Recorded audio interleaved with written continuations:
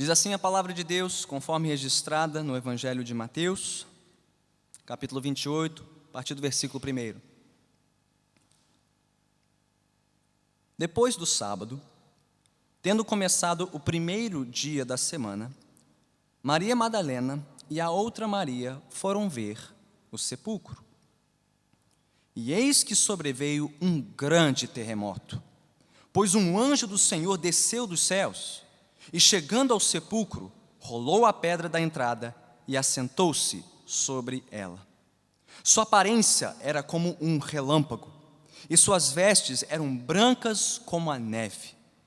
Os guardas tremeram de medo e ficaram como mortos.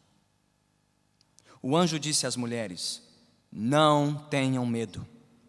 Sei que vocês estão procurando Jesus, que foi crucificado. Ele não está aqui. Ressuscitou, como tinha dito. Venham ver o lugar onde ele jazia. Vão depressa e digam aos discípulos dele: ele ressuscitou dentre os mortos e está indo adiante de vocês para a Galiléia. Lá vocês o verão. Notem que eu já os avisei. As mulheres saíram depressa do sepulcro, amedrontadas e cheias de alegria, e foram correndo anunciá-lo aos discípulos de Jesus. De repente, Jesus as encontrou e disse: salve! Elas se aproximaram dele, abraçaram-lhe os pés e o adoraram. Então Jesus lhes disse: não tenham medo. Vão dizer a meus irmãos que se dirijam para a Galiléia. Lá eles me verão. Louvado seja o Senhor. Pela sua palavra oremos. Glorioso Deus,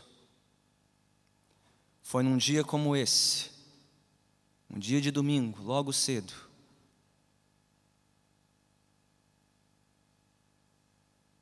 que transcorreu o evento mais importante de toda a história. Cristo ressuscitou, Ele venceu, Ele está vivo. E por mais que nós não possamos vê-lo ainda face a face, pois um dia o veremos assim,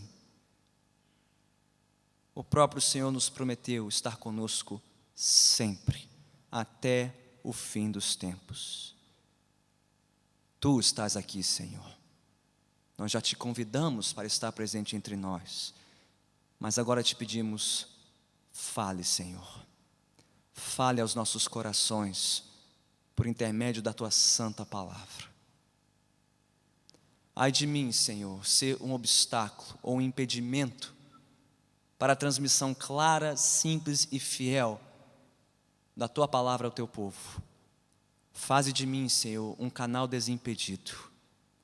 Faze de mim um mensageiro fiel ao teu recado nesta manhã. E se ouvirmos a tua voz nos falar nesta manhã, que não endureçamos o nosso coração, mas que possamos nos voltar com arrependimento e com fé no Senhor e nas suas promessas. Tudo isso nós te pedimos para a nossa edificação e para o teu louvor, em o nome de Cristo Jesus. Amém. Podemos nos assentar.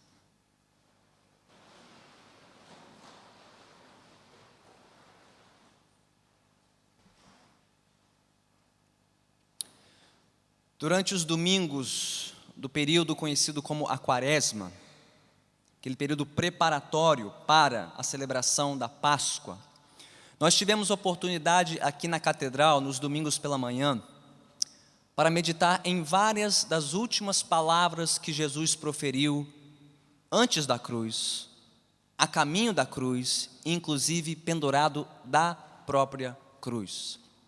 Palavras famosas, palavras importantíssimas para a nossa fé, como: Pai, se for possível, passe de mim este cálice, mas não a minha vontade, e sim a tua seja feita. Ou o seu brado: meu Deus, por que me abandonaste? Essas são algumas das palavras às quais nós mais recorremos neste período do ano, quando falamos sobre a cruz e o significado da morte de Cristo. Mas quando nós voltamos para o relato bíblico, nós descobrimos que essas não foram as últimas palavras do Mestre. As verdadeiras últimas palavras de Cristo vieram depois da cruz, depois da sua ressurreição e antes do seu retorno glorioso para o Pai. Palavras que ele proferiu a partir do domingo da ressurreição e até o último dia com os seus discípulos. E mesmo sendo menos bem conhecidas que as palavras da cruz, essas não são palavras menos importantes para a nossa fé. Como veremos a partir de hoje, são palavras riquíssimas, são verdadeiras, importantíssimas e muito relevantes para os tempos em que nós vivemos. Pois assim como é na nossa vida, e na vida daqueles que nós mais prezamos, as últimas palavras de uma pessoa em vida são algumas das palavras mais importantes que ela proferirá ao longo de toda a sua vida. As últimas palavras de uma pessoa trazem algumas das lições mais importantes que carregaremos para toda a nossa vida. Portanto, hoje vamos começar com algumas, ou as primeiras últimas palavras de Jesus. Mas o relato que nós lemos não começa pela fala de Jesus, termina assim, mas começa com uma cena muito familiar, porém assombrosa. Talvez você, como eu, nunca tenha parado para gastar tempo suficiente meditando sobre os acontecimentos descritos nos primeiros 4 versículos deste capítulo. Mantenha sua Bíblia aberta em Mateus 28, vamos estudar o texto porção por porção. E como é que este relato abre nos primeiros 4 versículos? Com a cena familiar, porém assustadora, da ressurreição. Lembre-se comigo do que transcorreu na cidade de Jerusalém somente naquela semana antecedente à ressurreição. Somente uma semana antes, Cristo tinha adentrado os portais de Jerusalém como? Aclamado pelas multidões.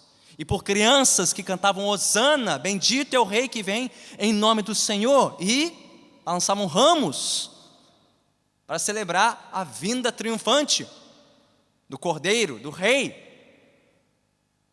Mas numa questão de dias, houve uma virada de mesa repentina, surpreendente e macabra naquela cidade. Pois numa questão de dias, os mestres da lei conspiraram junto com os saduceus e os fariseus para prenderem Jesus, para levarem-no para o sinédrio e do sinédrio para o palácio de Pôncio Pilatos, para um julgamento por demais irregular, na calada da noite, sem direito de recurso. Cristo foi julgado e condenado.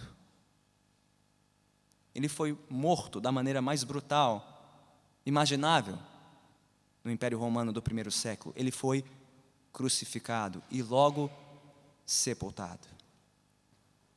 Coloque-se no lugar dos seus discípulos, que viram o seu mestre um dia aclamado e outro dia crucificado e maldito pelas mesmas multidões que o chamaram de rei. O que seria da vida deles sem Jesus? O que seria do povo de Israel sem o seu Messias? E pior, se fizeram isso com o Mestre, será que não poderiam fazer isso também com os discípulos que o seguiram? Este era o cenário quando abrimos Mateus capítulo 28. E apesar de todo esse clima de incerteza, dúvida e medo, Mateus nos conta algo surpreendente, não? Porque quem foram as primeiras e, a princípio, as únicas pessoas que ousaram chegar perto do sepulcro de Jesus? Quem foram as primeiras testemunhas da ressurreição? Mulheres. Mateus cita aqui pelo menos Maria Madalena e a outra Maria. Comparando este relato com os relatos de Marcos e Lucas, sabemos que ela é a mãe de Tiago e que outras mulheres como Salomé também estiveram lá. Então temos pelo menos 3, se não mais mulheres se achegando ao sepulcro. E que surpresa, não? Ainda mais no primeiro século.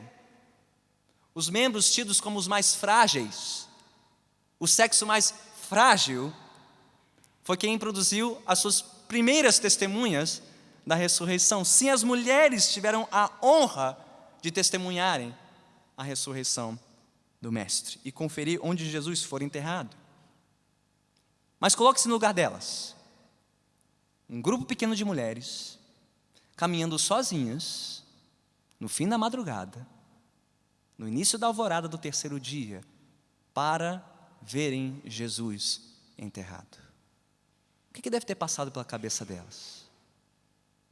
O que elas poderiam ter imaginado que poderia ter acontecido com elas, caso elas fossem vistas, reconhecidas, identificadas como seguidoras de Jesus? Você se sentiria um pouquinho amedrontado? Talvez.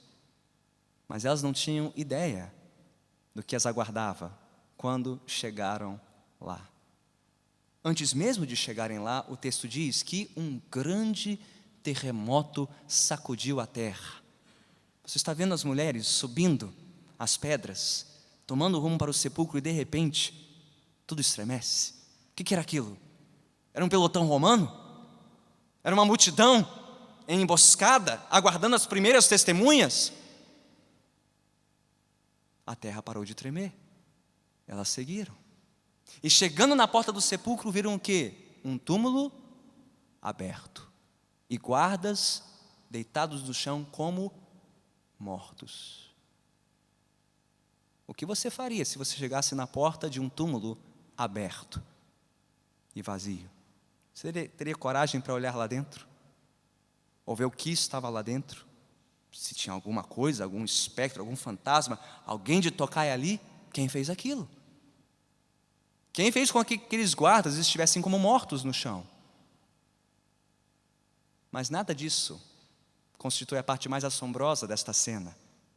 O que mais amedrontou as mulheres naquele momento foi quem mais estava lá. O que diz o texto? Um anjo estava lá. Foi ele que desceu do céu, diz o versículo 2. Foi ele que rolou a pedra da entrada.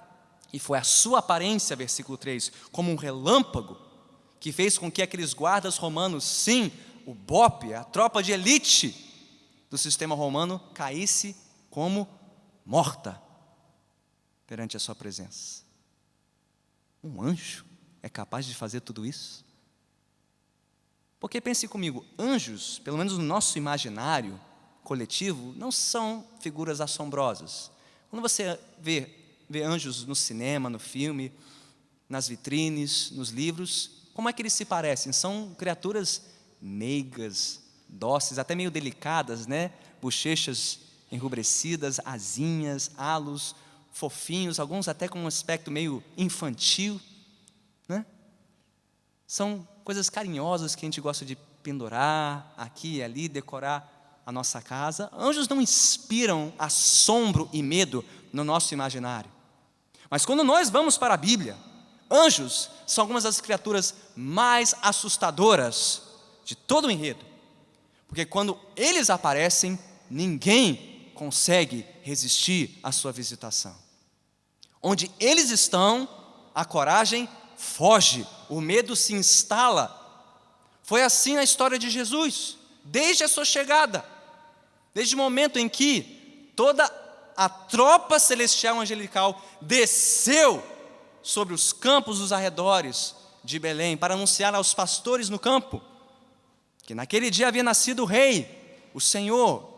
Eles ficaram amedrontados, os pastores ficaram assombrados e ouviram dos anjos: não tenham medo.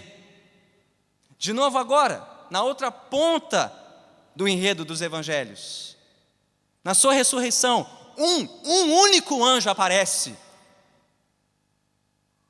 E há terremoto, guardas caídos e mulheres boquiabertas e amedrontadas. Eu lhes pergunto, essas coisas te amedrontam? Túmulos vazios, terremotos, o mundo sobrenatural, eventos repentinos e inesperados.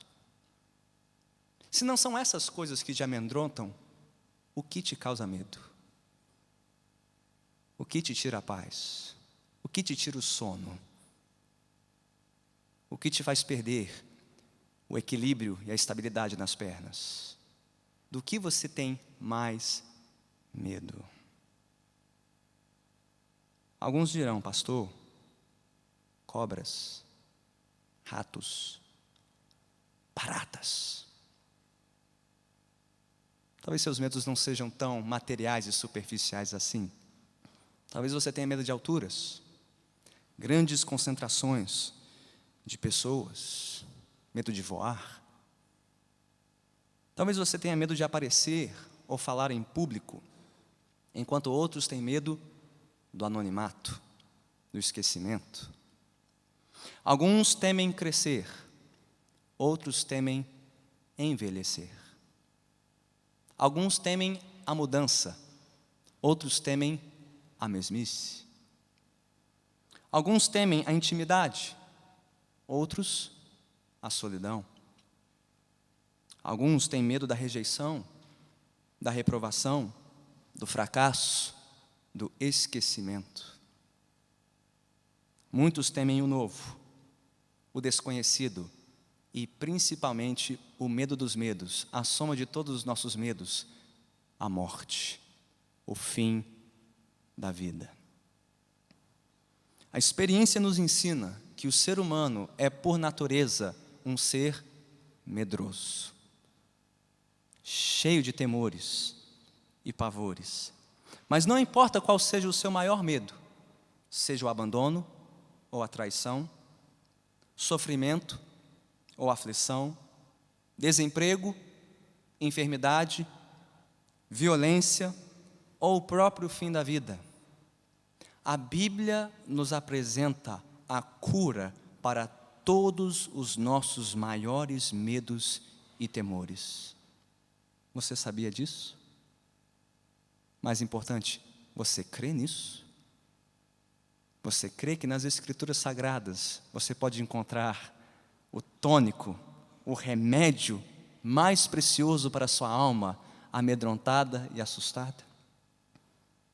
Pois bem, olhe comigo para a cena seguinte, versículo 5 de Mateus 28. Porque a partir daqui nós vamos encontrar a cura para o nosso coração medroso. E começa assim, com o reconhecimento da parte do anjo, do medo que ocupou o coração das mulheres. Talvez tenha sido os seus olhos arregalados, as pernas bambas, a feição boquiaberta das mulheres.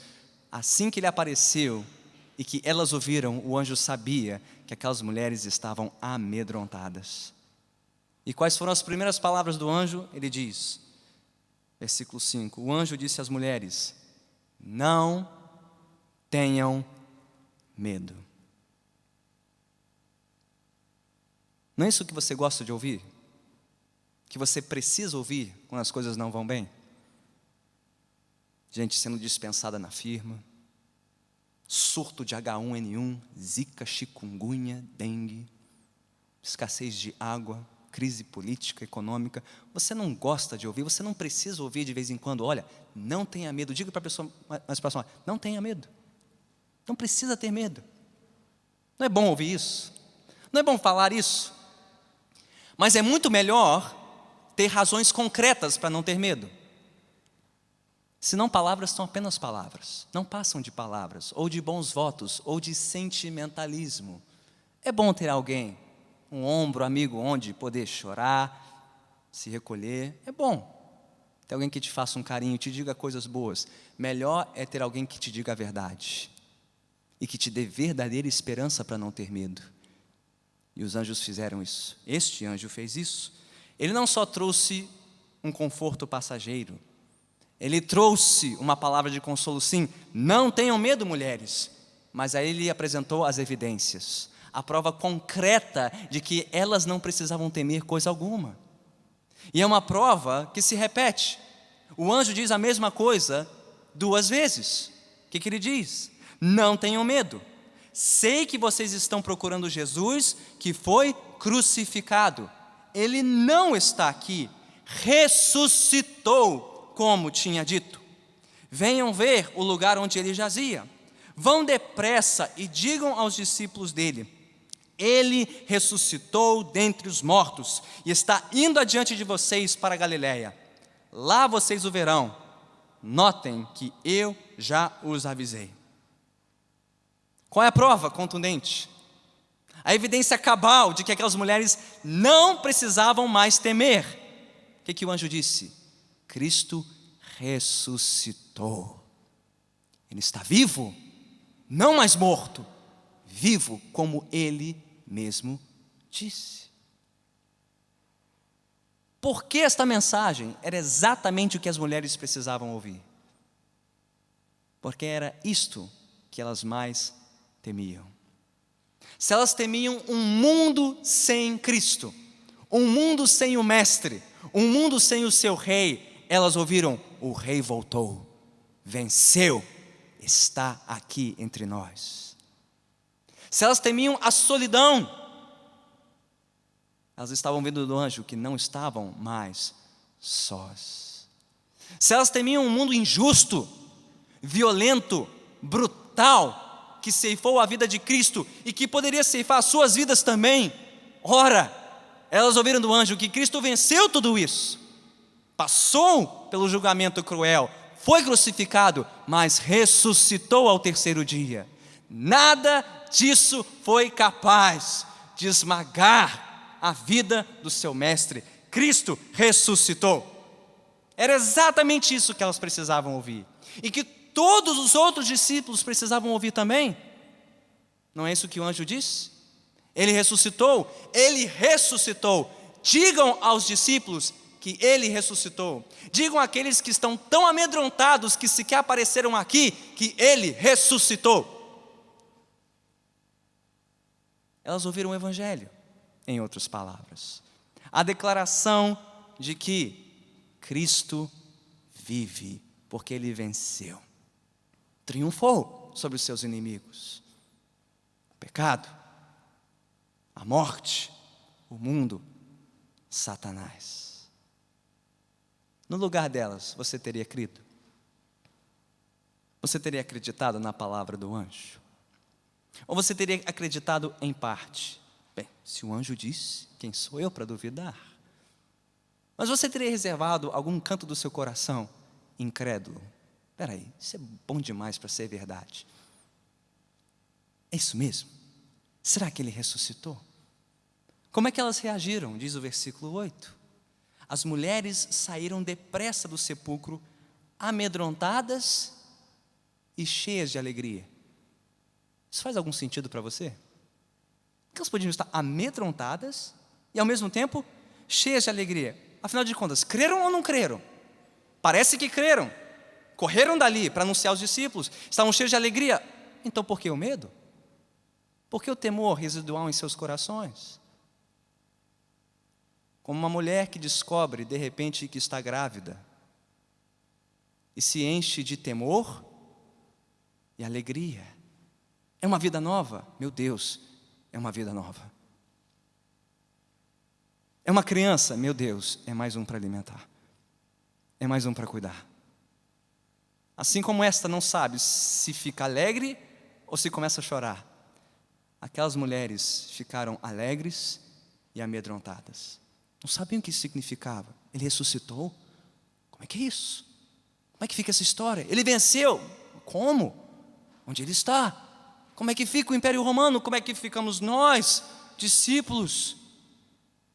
Elas creram em parte, mas também descreram em parte, porque elas somente tinham ouvido até aqui a voz de um anjo, mas elas ainda não tinham ouvido e visto o Cristo ressurreto.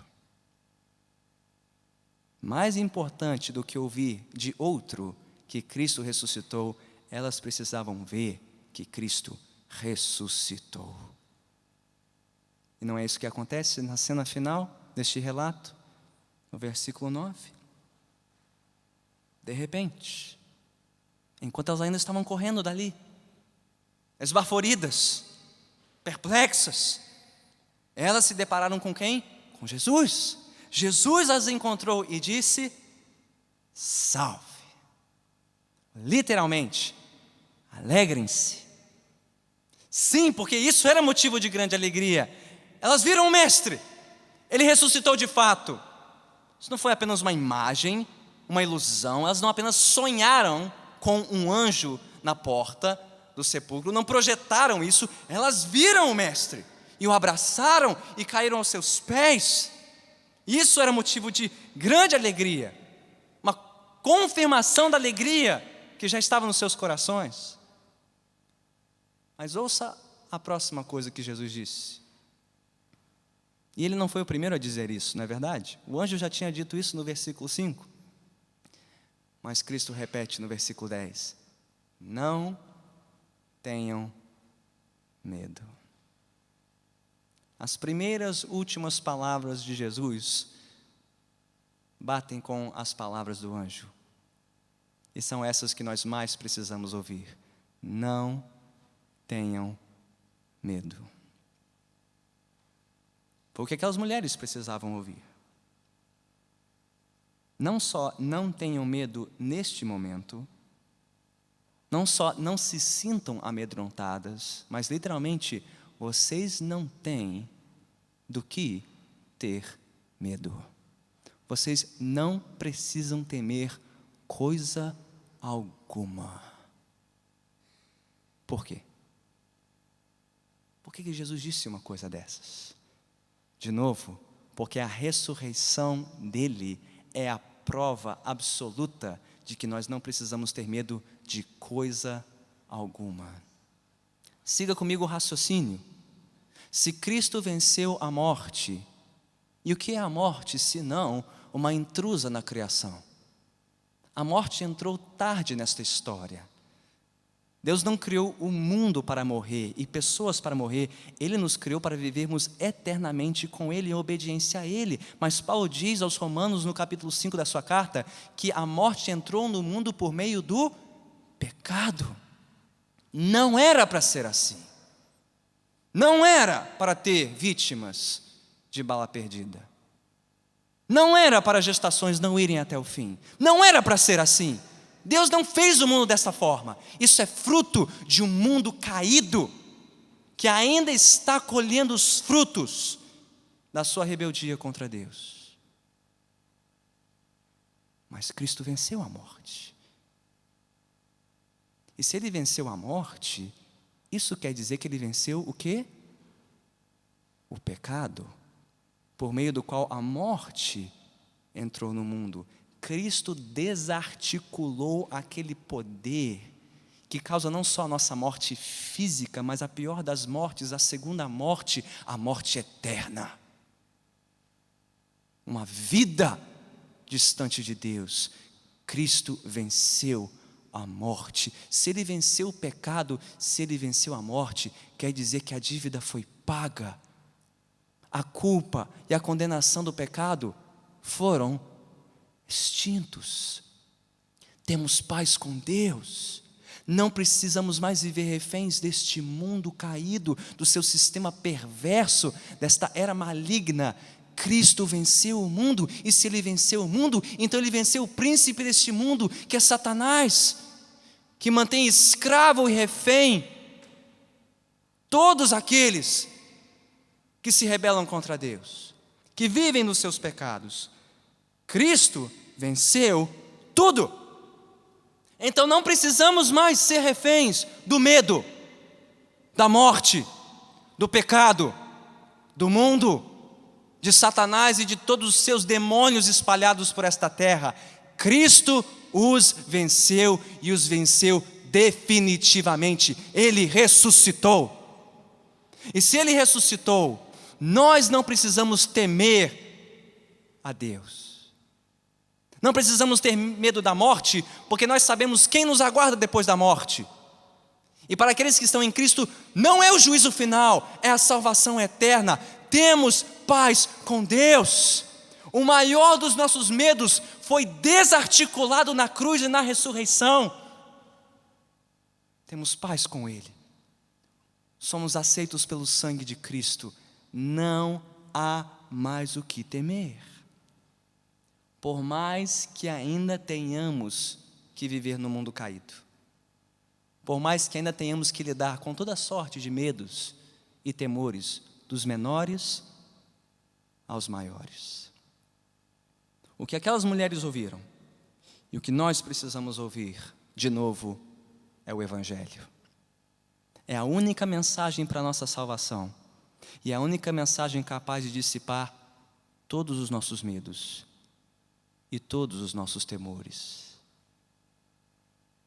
Se você não se lembrar de mais nada nesta manhã, lembre-se disso. O Evangelho não é só a mensagem que salva o perdido. O Evangelho também é a mensagem que consola o medroso. Por quê, pastor? Porque o Evangelho começa pela nossa salvação, mas não termina aí. O Evangelho não é apenas aquela mensagem que salva o que está perdido neste mundo, nos seus pecados, na sua condenação, na sua rebeldia contra Deus. O Evangelho não é só aquela mensagem que salva os que estão neste mundo sem Cristo, sem Deus e sem esperança. Ele certamente é isso também. E se alguém aqui nunca antes se rendeu ao Evangelho, este Evangelho da cruz e do Cristo ressurreto, se o seu coração nunca foi confrontado pela mensagem da cruz e dos seus pecados contra um Deus santo, se você nunca antes sentiu o temor de Deus, o temor de enfrentar o justo juiz no juízo final e de prestar contas pela sua alma, então tema nesta manhã, porque todos nós temos um encontro marcado com esse juiz. Todos estaremos lá um dia. E ninguém ficará de pé pelas suas próprias obras. Ninguém. Ninguém poderá pleitear a sua inocência perante o juiz. Ninguém poderá se dizer merecedor da salvação.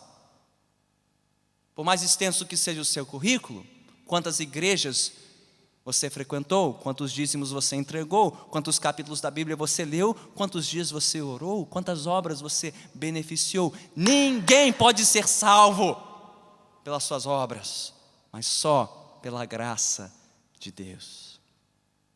Se você consegue administrar todos os seus demais medos e temores nesta vida, saiba que existe um medo do qual você nunca se verá livre sem Cristo, que é o medo de enfrentar o juiz de toda a terra.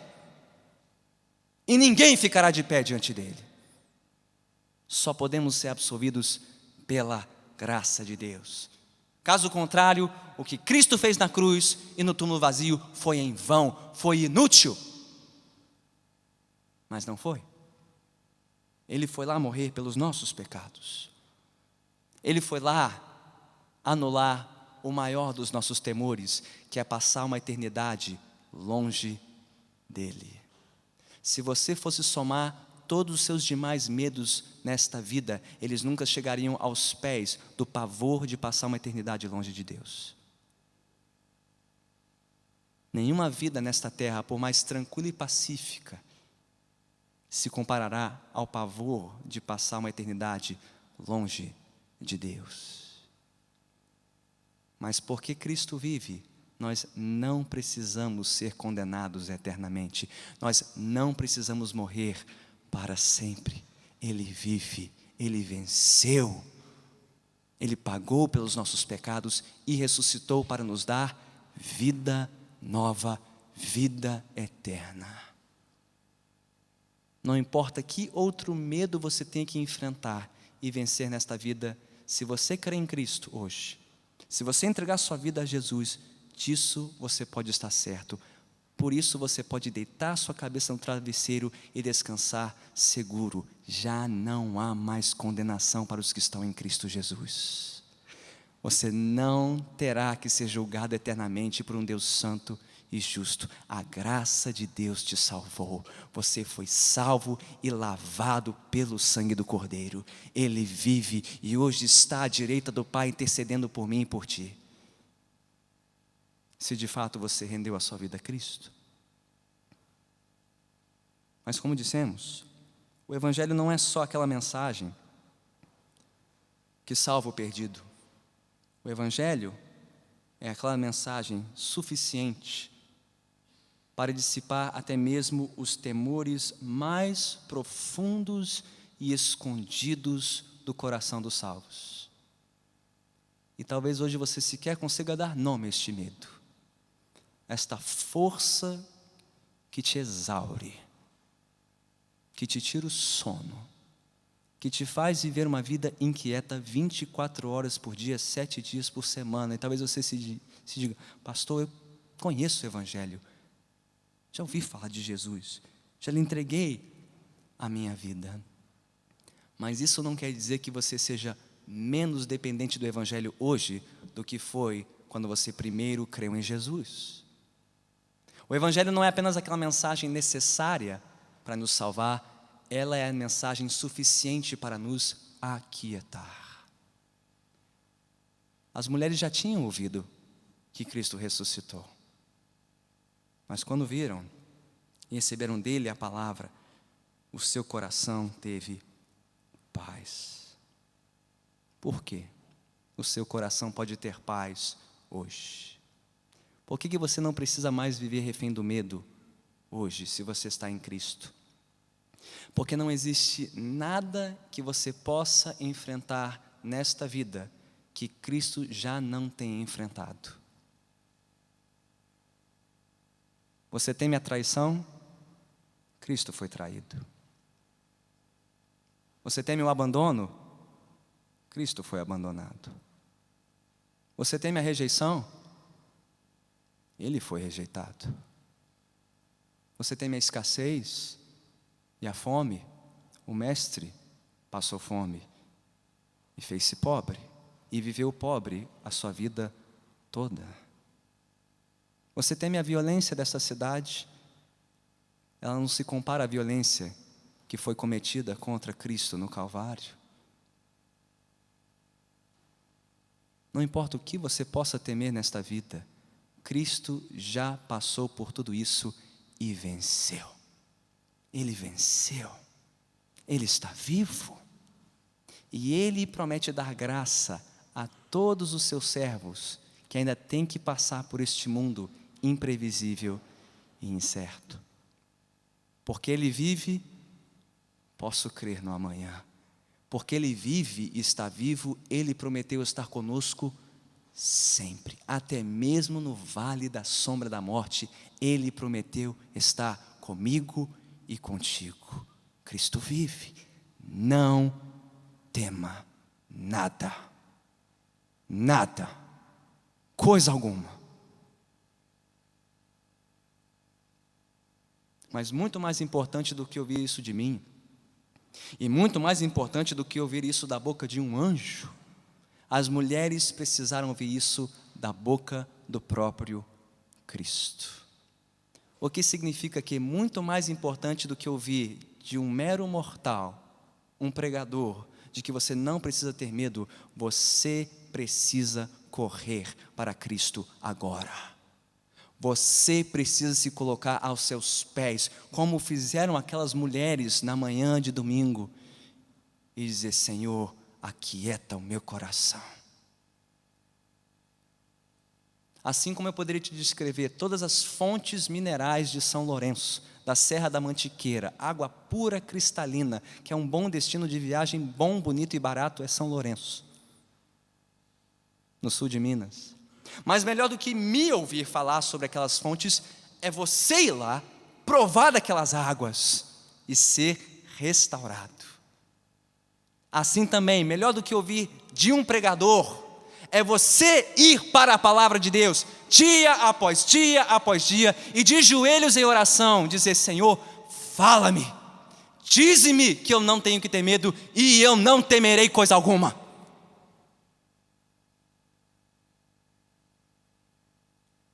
É isso que ele diz hoje. Não importa qual for o seu medo. E é isso que você precisa ouvir amanhã, e terça-feira, e quarta, e quinta, e sexta, e sábado, e todos os demais dias da sua vida, é o Evangelho. São as boas novas de Cristo crucificado e ressurreto.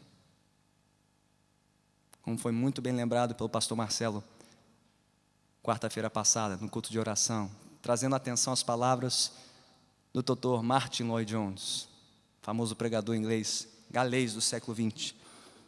Ele disse: mais do que ouvir o coração, o cristão precisa falar ao coração. Mais do que ouvir o seu coração enganoso, traiçoeiro e instável, é preciso falar ao seu coração. Um crente tem que falar mais ao seu coração do que ouvir o próprio coração. E o que um crente precisa falar ao seu coração? É o Evangelho. É pregar o Evangelho todos os dias para a sua própria alma. Não tenha medo, ó minha alma, não tema coisa alguma, coração. Cristo vive, Ele está vivo, Ele está comigo e estará comigo até o fim dos meus dias. E não é só isso que você precisa ouvir, é isso que todos que você conhece precisam ouvir. Não foi isso que as mulheres ouviram? Não tenham medo. Vão.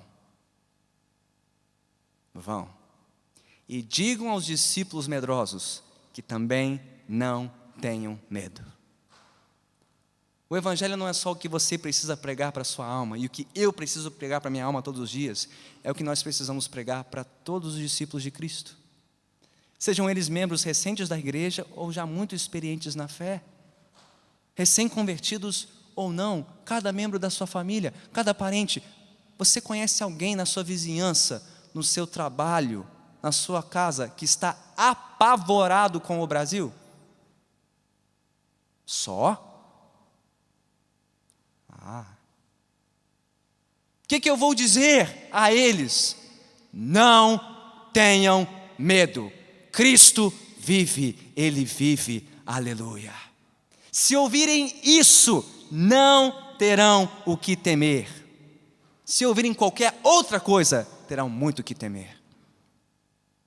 Então vá e diga ao mundo, diga a todos que você puder encontrar, sejam eles crentes ou não, que só existe um que pode curar este coração medroso, é Cristo, o ressurreto. Independente da fonte ou da natureza do seu medo, só Cristo salva e só Cristo satisfaz. Então, se hoje você ouviu a voz de Cristo neste lugar, se Cristo hoje lhe falou pelas Escrituras, não endureça o seu coração. Pastor, mas é complicado. Pastor, você não conhece minha família. Pastor, você não sabe onde eu moro. Pastor, você não sabe o tamanho da dívida. Pastor, você não sabe o nó que está lá no trabalho. Eu não sei. Mas eu sei quem sabe. Cristo sabe. E Cristo prometeu estar lá contigo, porque Ele vive. Não tenha medo. Não tenha medo. Diga comigo, não tenha medo. Diga à pessoa mais próxima, não tenha medo. Ele vive. Se você de fato crê, não tenha medo. Jamais. Vamos orar.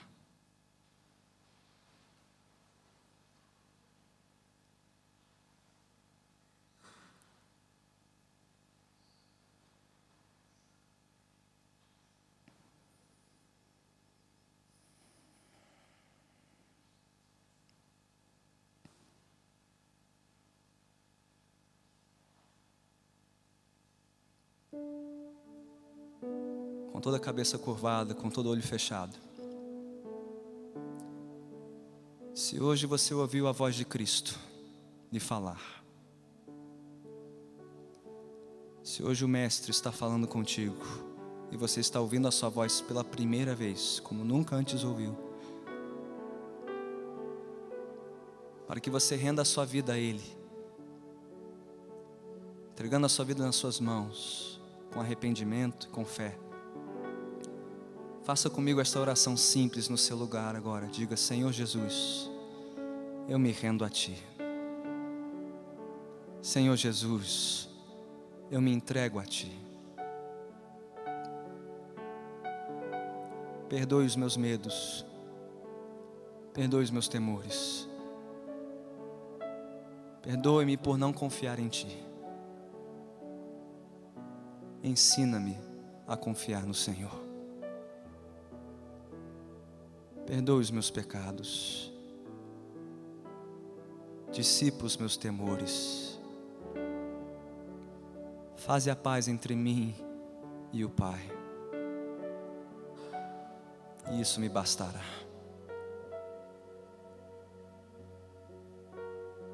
Ó Senhor, vem selar estes corações nesta manhã, convencendo e conquistando vidas pelo poder do Teu Evangelho, mostrando-nos e provando-nos de novo que nós não temos coisa alguma a temer neste mundo. Tu vives, Tu estás conosco. Louvado seja o Teu nome. Eu oro por mim, Senhor, e por tantos aqui que lutam, que batalham contra o temor que bate à porta do coração.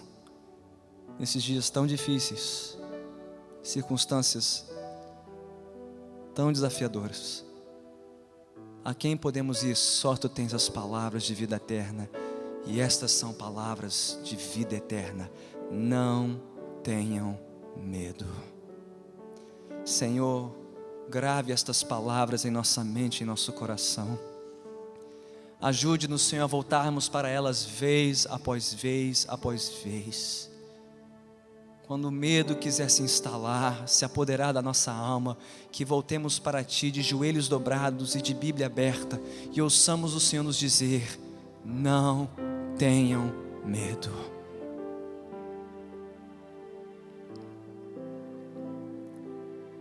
Coloca-te agora mesmo, Senhor, ao nosso lado